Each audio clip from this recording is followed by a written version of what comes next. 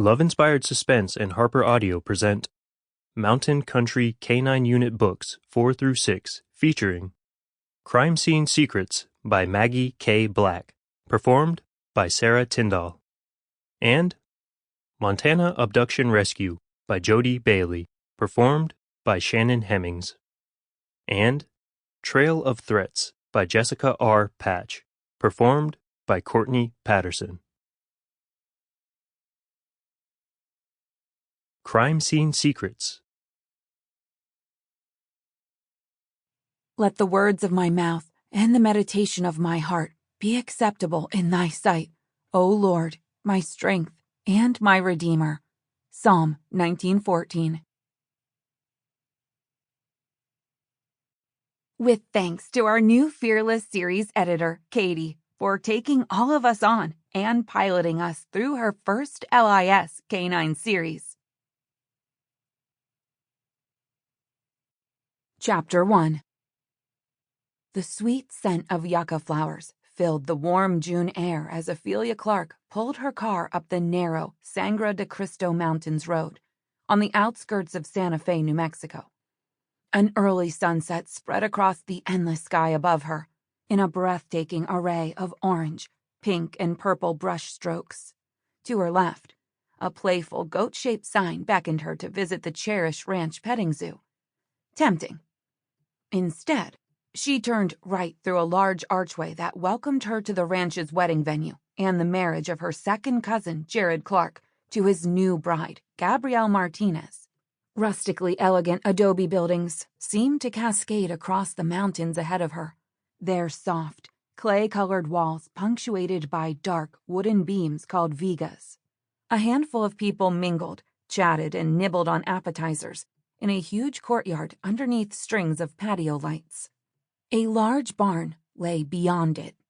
She parked her small car at the main building, in between two far more lavish vehicles, each of which Ophelia guessed cost more than she made in a year in her job as a crime scene investigator for the Santa Fe PD's crime scene unit.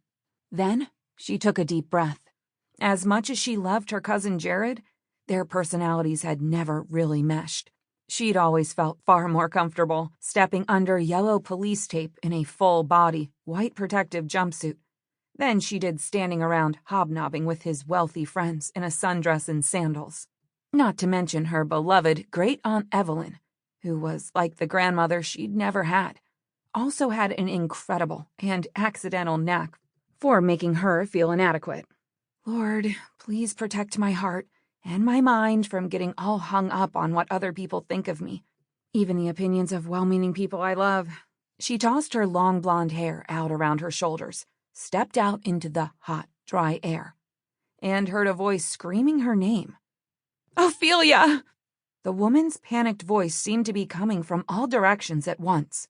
I'm so glad you're here. There's been a terrible crisis and I need your help.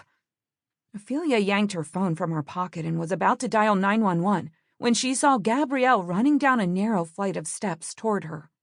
What happened? Ophelia hastened to her. Everything okay? No! Gabrielle shook her head and bell-shaped yellow yucca flowers tumbled from her intricately braided black hair. Chloe didn't show up. Who's Chloe? Ophelia asked. Is she okay? She's my roommate from Albuquerque. Gabrielle's well-manicured hand grabbed her by the arm and started dragging her up the steps toward one of the buildings. Words poured from the bride-to-be's lips so quickly, Ophelia could barely catch them, let alone make sense of what she was saying. The rehearsal starts in 30 minutes, but when Nolan went back to the hotel to pick her up, Chloe still hadn't checked in yet. Who's Nolan? I don't understand. And then I got a text from Chloe saying she wasn't coming to the wedding at all. So she's not here. Then where was Gabrielle dragging her so quickly? What was she so panicked about? Where is she? What happened to her? I have no idea, Gabrielle said. She stopped before a door that seemed to be made of 4 horizontal planks of wood with huge metal hinges. The sign on it read, "Wedding Party Only." Gabrielle pushed it open. Thankfully, Jared's grandmother said you'd be happy to rescue me. From what? Sample complete. Ready to continue?